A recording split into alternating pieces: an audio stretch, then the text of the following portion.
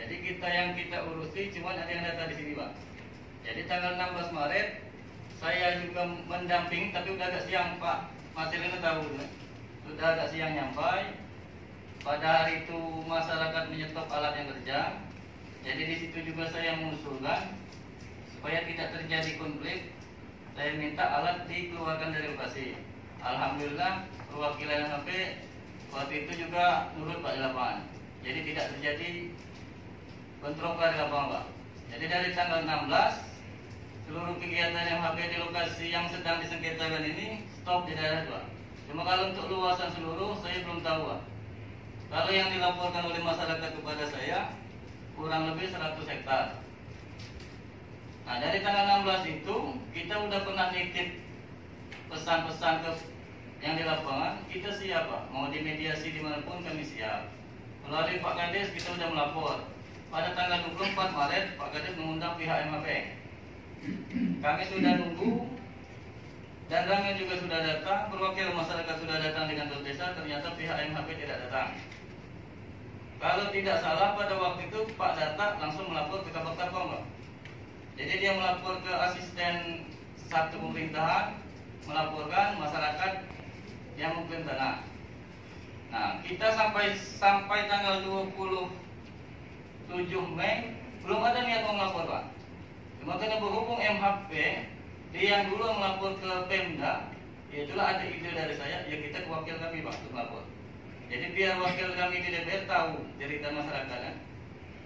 Nah, setelah tanggal 16 itu mediasi tidak pernah ada, Pak. Komunikasi dengan MHP tidak pernah ada.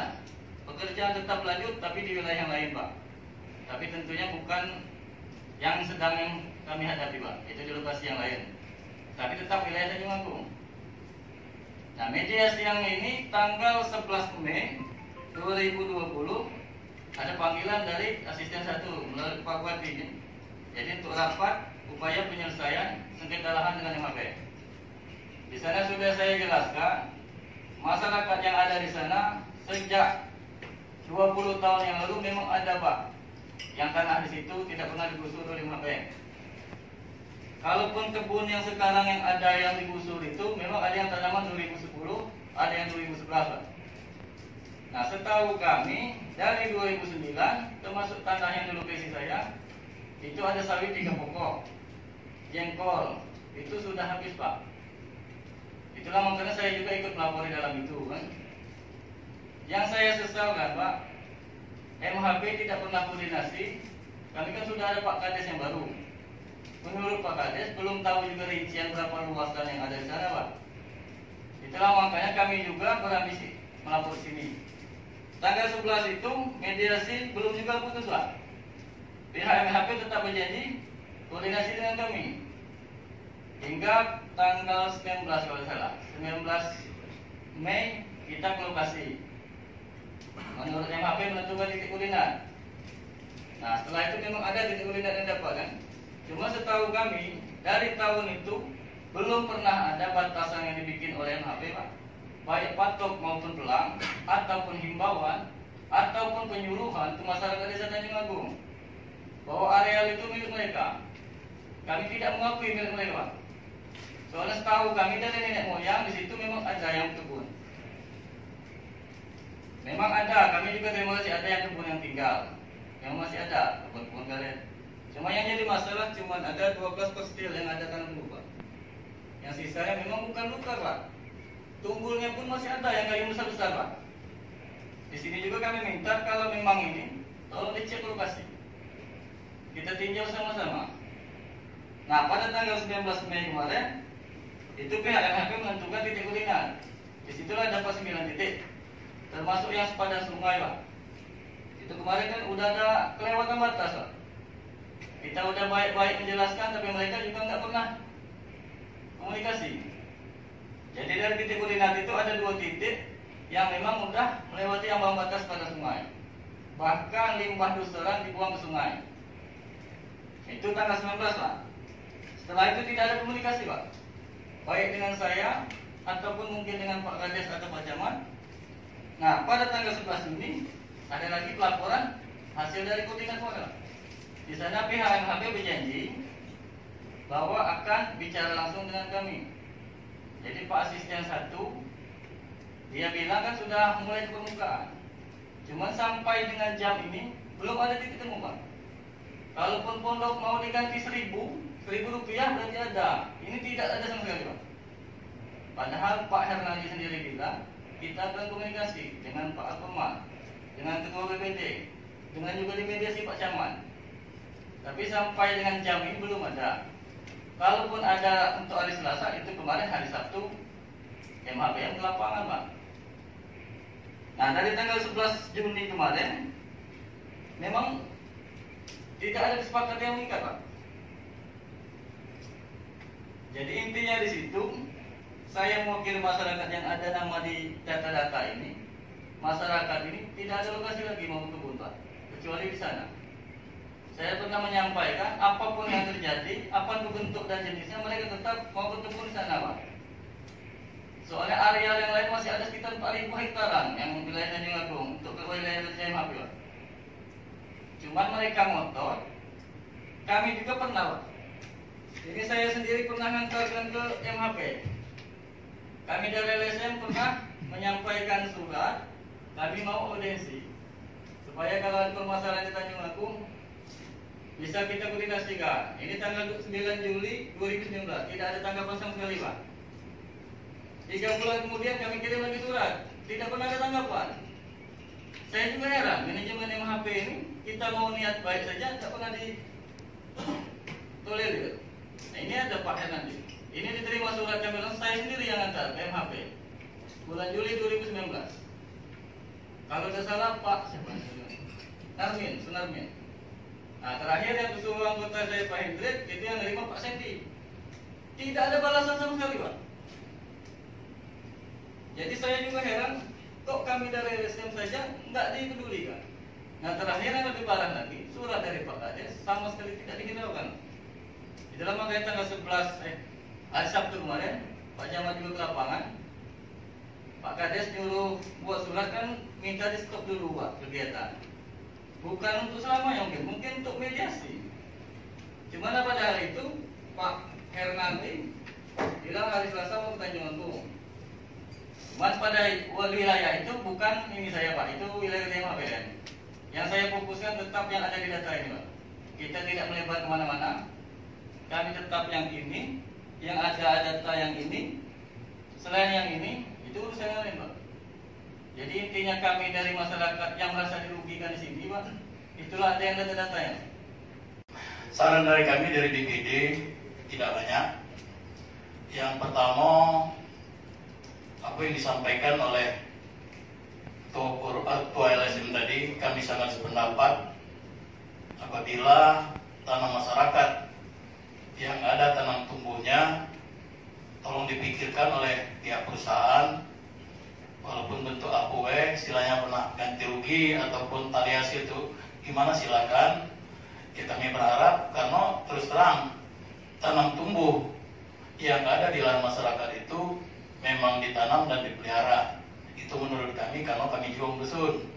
Jadi itu tolong dipikirkan oleh pihak perusahaan karena kami juga menghargai dan sangat berharap antara pihak perusahaan dengan masyarakat Desa Tanjung Agung sama-sama membutuhkan, sama-sama menguntungkan. Itu harapan kami dari BPD. Lalu depannya tidak merugikan perusahaan dan masyarakat, tidak terlalu dibebani. Itu harapan kami selaku wakil rakyat DPRD Dewan Kemas Komisi 1 Kabupaten Morenin. Silakan untuk PPMAP. Pertama, memang kami pada tanggal 16 Maret terjadi puncak penyetopan. Namun sebelum ke sana kami sudah berkirim surat ke Pak Bupati, Pak Dewan, bahwa PT MHP akan melakukan optimalisasi lahan. Ini kenapa dilakukan? Karena di sana adalah tanaman-tanaman kebakaran tahun 2012-2011, kemudian terbakar karena kemarau panjang. Ada staf manajemen pada tahun 2014, mungkin di sini ada juga Pak anggota Dewan yang dari daerah sana yang bisa yang staf manajemen, sehingga terjadi kebakaran di mana-mana pada tahun 2014 itu tanaman 2011-2012. Harusnya tanaman yang mohon maaf ya Pak Alkomat, yang diklaim kawan-kawan kita dari PTA ini harusnya memang kita akan panen itu kalau tidak ada arang melintang itu sekitar tahun 2019-2018. Tanamannya masih tanaman akasia mangium saat itu.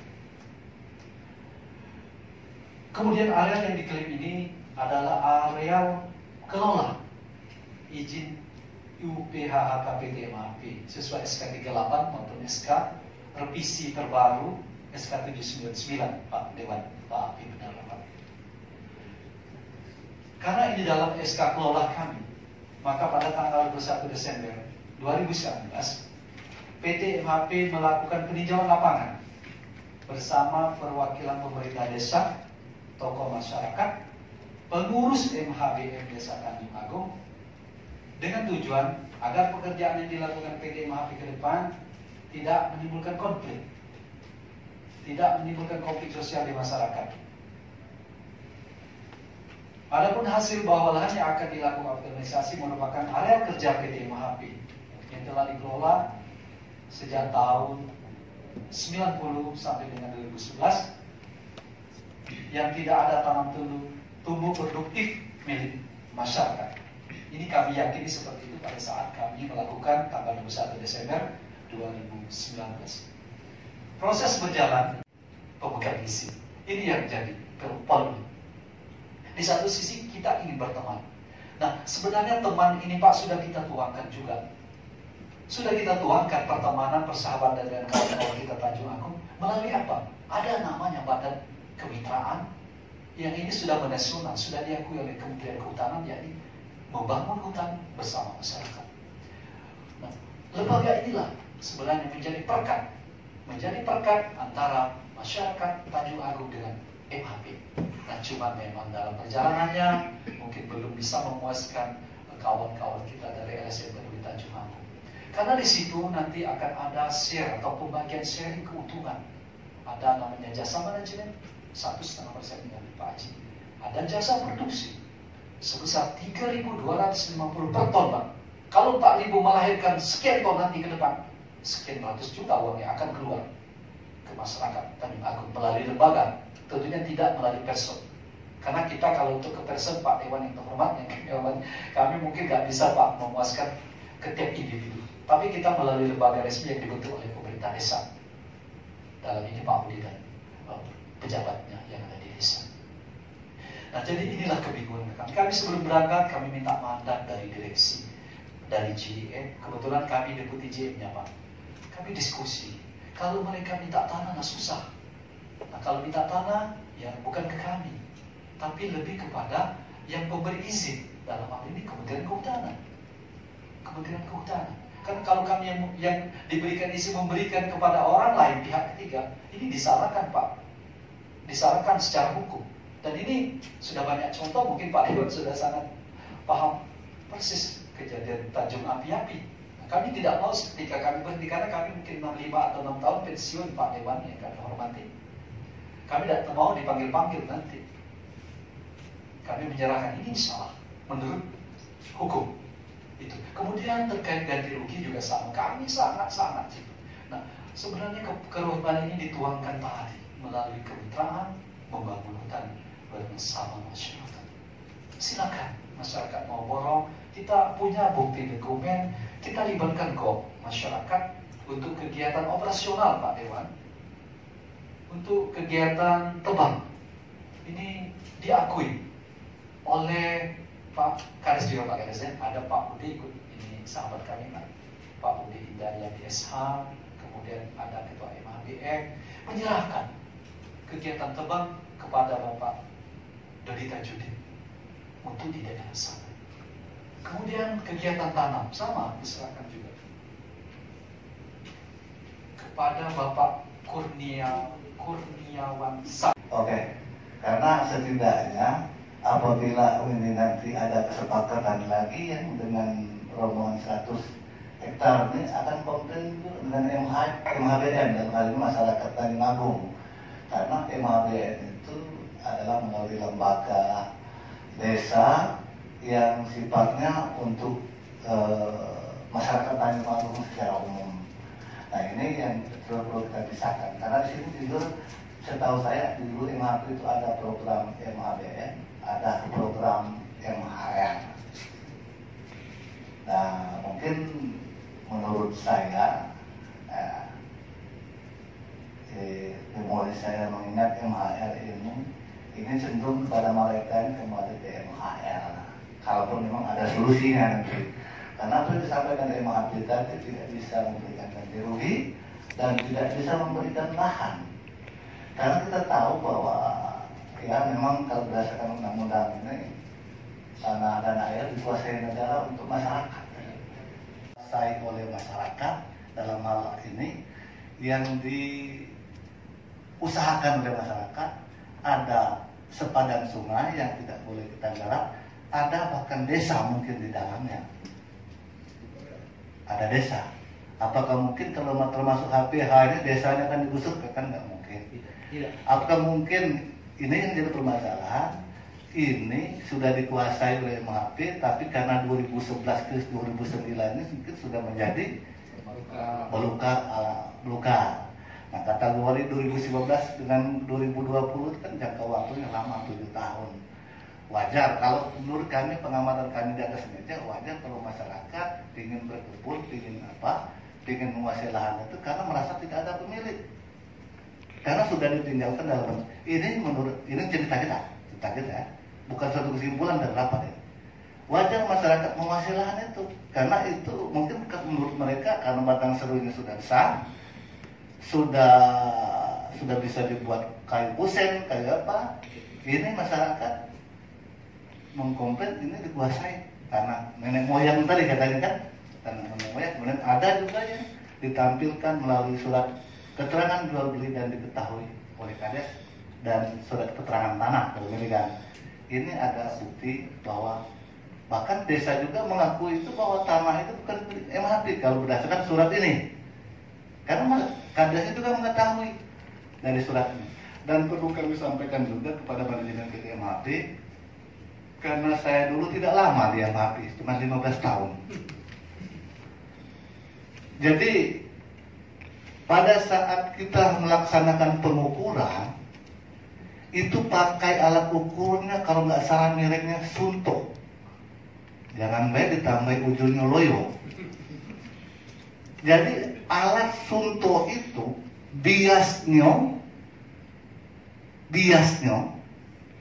itu tidak dijadikan bahan untuk dijadikan suatu pengetahuan, karena banyak bias, banyak errornya.